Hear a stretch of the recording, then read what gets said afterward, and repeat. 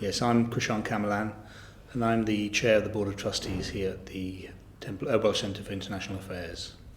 As chair of the board's function is to give strategic leadership to the organisation, so to be the point of contact for the chief executive, who is now Susie Ventressfield, I'm delighted to say, as of this month. As chair, I would work very closely with the chief executive in identifying our strategic objectives for the next 5 years usually, and seeing how we can make an impact in terms of our mission statement of educating people of Wales about global affairs, international development, and the promotion of human rights. And why was that important to you on a personal level? Personal level, I'm a lawyer by background, by training, and so there was always a natural interest in that. But my connection with the temple was quite unique. Well, I think we all like to think that we have a unique way into an organisation. But back in 1989, I was fortunate enough, through a sister organisation of the Welsh Centre called the UNA Exchange, which is also based in this building, to visit the then Belarusia region of the USSR 3 years after the Chernobyl disaster. And I attended something called a peace camp, and this, one has to now remember, was only 4 months before the fall of the Berlin Wall. And that was my first introduction into the concept of internationalism, peace or work camps, and really the work of the WCIA. And that's from that point I became involved with the work of the centre, firstly, as I said, through UNA Exchange, and then with the Welsh Centre for International Affairs through its Legal Affairs Committee, and then from then onto the board. I went to the USSR, as it was then, during the time of communism. We were only 18-year-olds, so you have to forgive people's maybe over-enthusiasm or maybe lack of awareness of things. But I remember having conversations at the time where my contemporaries from Eastern Europe were telling us the Berlin Wall will not fall for another 50 years. This is the way it is. So I think I came back, and within the course of that year, realizing that you can't take anything for granted in terms of world affairs. That attending camps like that do make a difference. I'm not saying that the events that subsequently happened were because of the peace camp, but the idea of the peace camp was interchange, was to talk with your compatriots, you know, whom you wouldn't maybe have an access to otherwise, and discuss ideas, a free flow of ideas. Again, back in '89, you know, good 10 years before the internet, those means of communication weren't there. It was through visits. It was through almost gossiping about your respective experiences that you got to find out about the other person.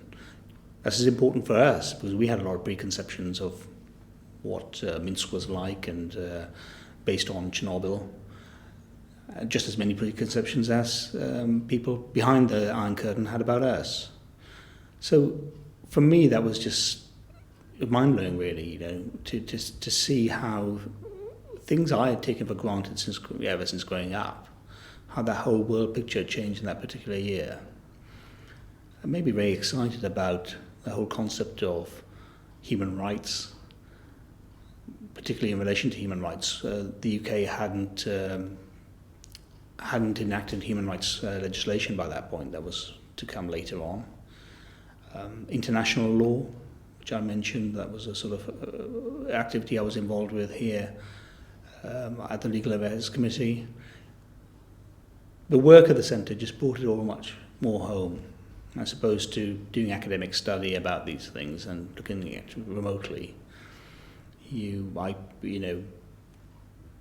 took an active interest in what the centre was doing, followed it closely, and I was quite impressed by the range of the centre's work as well. By way of example, in the early 90s, I was invited to come and hear a talk by Enoch Powell. I regret not going now. I won't go into reasons why I didn't go, but I look back at it and I think, that was just a unique opportunity to hear a different perspective, to hear a different voice. I'm very concerned about echo chambers and people reinforcing opinions and not really talking to each other.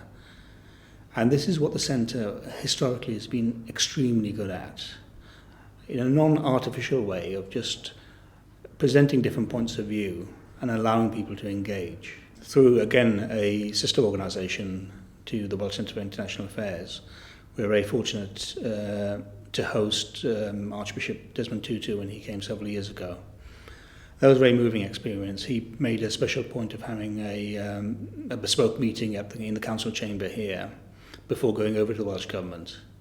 When he did go over to the Welsh Government, he specifically thanked the people of Wales, and in particular those who had actively campaigned during the 1960s and 70s, and before that for that matter, in relation to challenging the apartheid regime.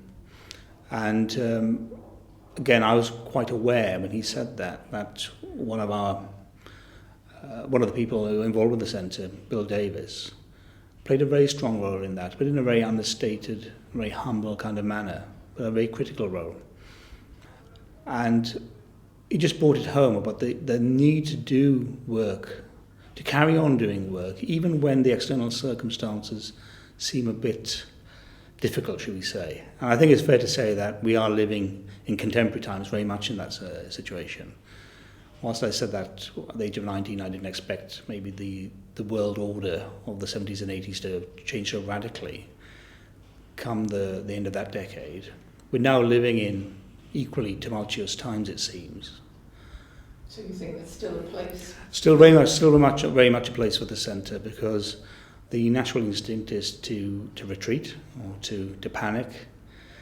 And without being too trite, there is such a need to be calm, but more than carry on. That's what I would like to say. It's not just carrying on. It's actively engaging. It's actively seeking to articulate a narrative which may be counter to what's being said at this point in time, to demonstrate the value of internationalism, the value of the projects that we do here. Here at the centre we administer two major projects, the Wales for Peace project, and we will see its culmination in many ways on the anniversary of the armistice of the First World War in November. It's very easy because we can take it for granted that there is still a strong memory of that war, but we mustn't make an assumption there. And it just gives us a focal point in November to reflect on what's happened in the 100 years, including the building of this building, the building of the Temple of Peace and Health, and it being given to the people of Wales in 1938 as a gift, in many ways, for future generations. And at the Welsh Centre for International Affairs, we very much see ourselves as custodians of this lovely building, this amazing building. For you then, what were your first impressions? What you say, lovely building, what do you like about the building, and do you have a favourite? Yes, I should say a very impressive building. I was blown away from it. The first time I saw this building, I'd never seen this style of Art Deco architecture. I wasn't aware it had existed in the city.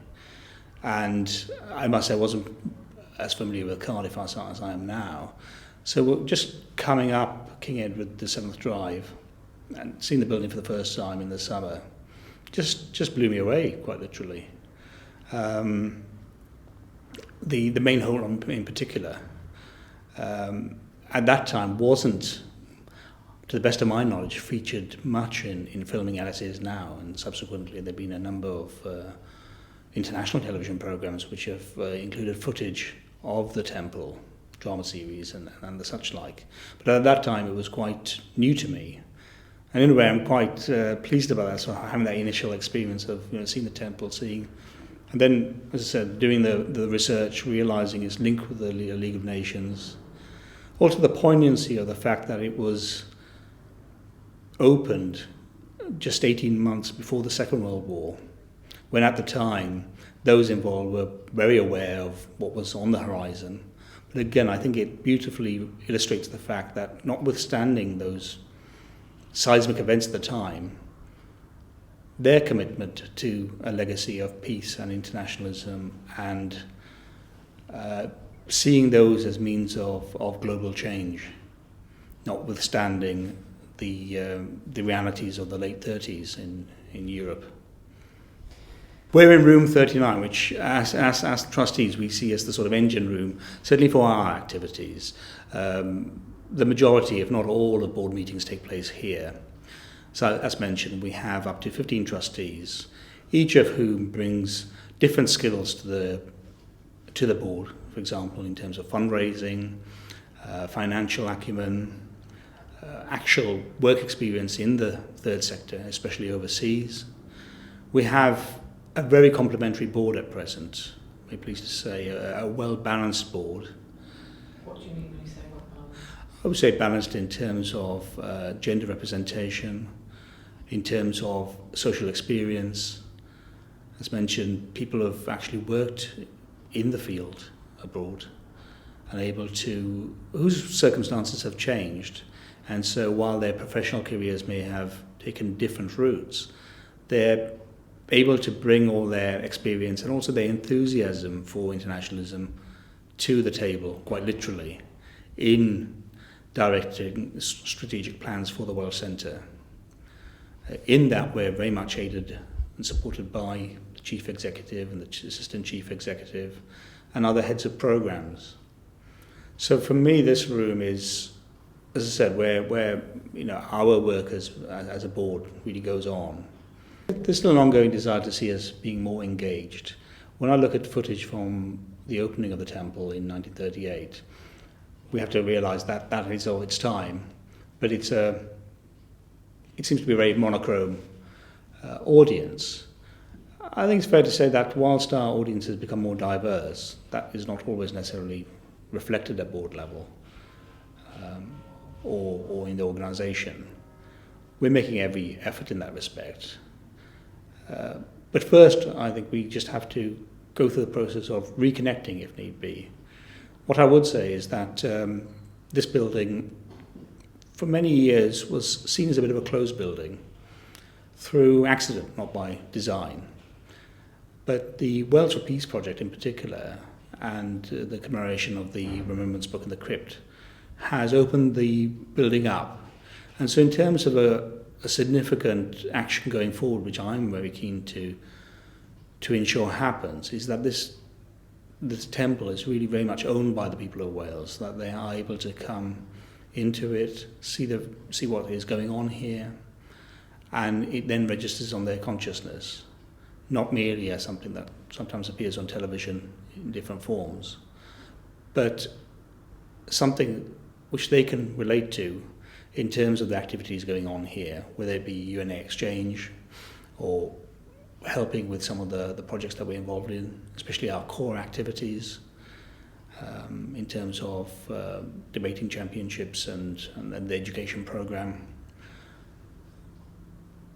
So, yeah, for me, just to summarise, what I want to see is the temple being the sort of unique building in this civic quarter of Cathays Park, where we have government, we have university, various charities, etc. And coming back to the visit of Archbishop Tutu, that was a perfect example of him accepting an invitation from a body that was based in the temple, because it was that neutral, honest player, shall we say, and then able, through that invitation, being able to link up with government and other major civic actors in Wales. So my vision for the Welsh Centre for International Affairs and its residence in the Temple of Peace is to see that civic role increase. As I said, because it's been a closed building for quite a few years, people just walk past it. I think it's very easy, and I'm sure I would have done so unless I hadn't come across the Temple of Peace in the way I described before. I could have easily walked through Cathays Park just making assumptions that it's part of the estate belonging to other owners of buildings in this organisation. It is owned by the university now, but it's a very unique building. It's here at the Welsh Centre we have a very long-term lease here, and I mentioned we see ourselves as sort of safeguarding this building because we had the privilege of residing in it for the current period, but we very much want to utilise that and encourage others to be involved. So that is a challenge. I can't. I don't think there are any easy answers, but what I would say is that we can capitalise on the fact that the building is featured in media, and yes, Doctor Who, Sherlock, wasn't just to mention a few, and to encourage people to come and visit. So this year, as you know, is the 80th anniversary of the Temple of Peace. Is there anything you'd like to say to the temple on its 80th anniversary? Very much commending the temple as it reaches its 80th birthday. And also it's the 45th anniversary of the Welsh Centre for International Affairs. So how could one put it? Congratulating the WCIA as it enters middle age, but very much seeking, in doing so, to be forward-looking. The uncertain times we live in present a tremendous opportunity. We have good links with government in Wales here through various projects, and government is, I suppose, marking its 20th. Devolved government in Wales is marking its 20th anniversary, and so we're seeing a more mature phase of that institution, and that gives us a great opportunity to work together in shaping how internationalism can affect Wales. A concrete objective I would refer to would be the global citizenship goal under the wellbeing legislation, and I think we can play a significant role in seeking to achieve that goal. We've got a very, very active volunteer program at the temple, very much championed by Susie prior to her becoming chief executive, which has been very successful. It's used multimedia ways of connecting, using Facebook and using various other media applications.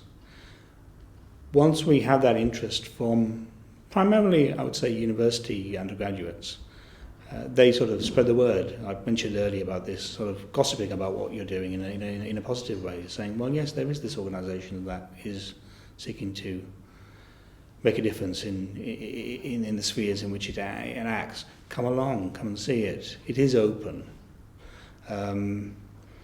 So it's very much through that, and very much through events such as Temple 80. I know it's a one-off, but it's a milestone. It demonstrates the transparency of the organisation, and I think that's what we're very keen to emphasise. Historically, again in a different age, the organisation may not have been, maybe slightly opaque in some ways. Only certain people may have known about it, but that's not the case now. And you wanted to say something about, I've forgotten his name. Yes, certainly. No, today is quite a poignant day because it's the funeral of Gareth Price, who was a previous chair of trustees at the Welsh Centre for International Affairs. He was chair in the noughties, and he really laid down the key institutional changes, maybe what some people can see as the sort of boring but essential aspects of governance that a trustee needs to bring, first as trustee and then as chair. He instigated the change which has led to the current success of the centre. Currently we have £1 million turnover in terms of project funding and employ around 20 staff. Now, in the early part of this century, we were in a very different position. And we have to thank him so much for that. He brought with him his extensive experience of working in the BBC and then in the Thomson Foundation.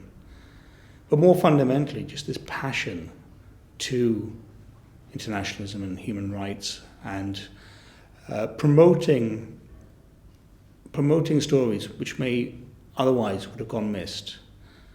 And after his time with us at the Welsh Centre, he went on to do extensive work in Syria in terms of the conflict.